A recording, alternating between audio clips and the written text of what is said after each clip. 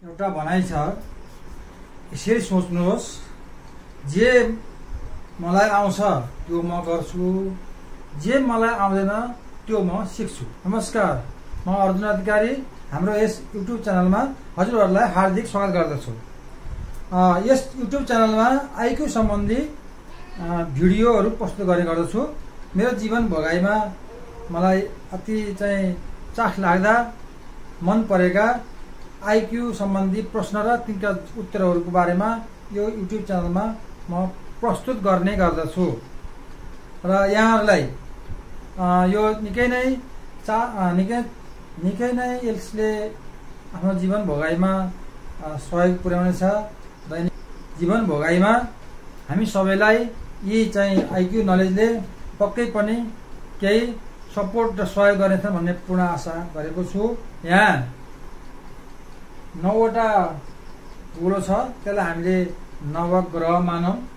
ती नवग्रहले हामीलाई हाम्रो उन्नति प्रगतिलाई सधैँ छेकिरहेका छन्। ती ग्रहलाई काट्न पर्ने छ।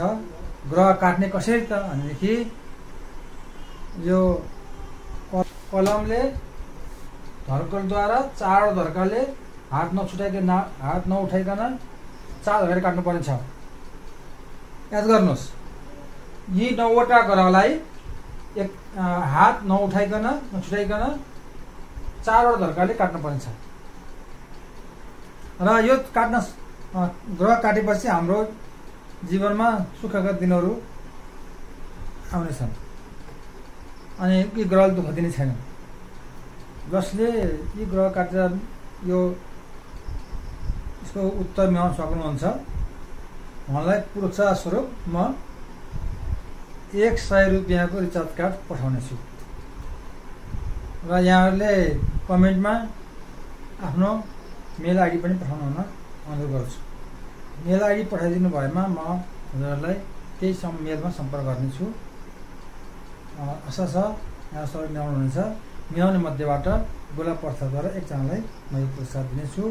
हस्त यो आफूले सक्दो प्रयास गरेर सफल हुनु होला, मिलाउनु होला भन्ने म पूर्ण आशा गर्छु। हस्, धन्यवाद।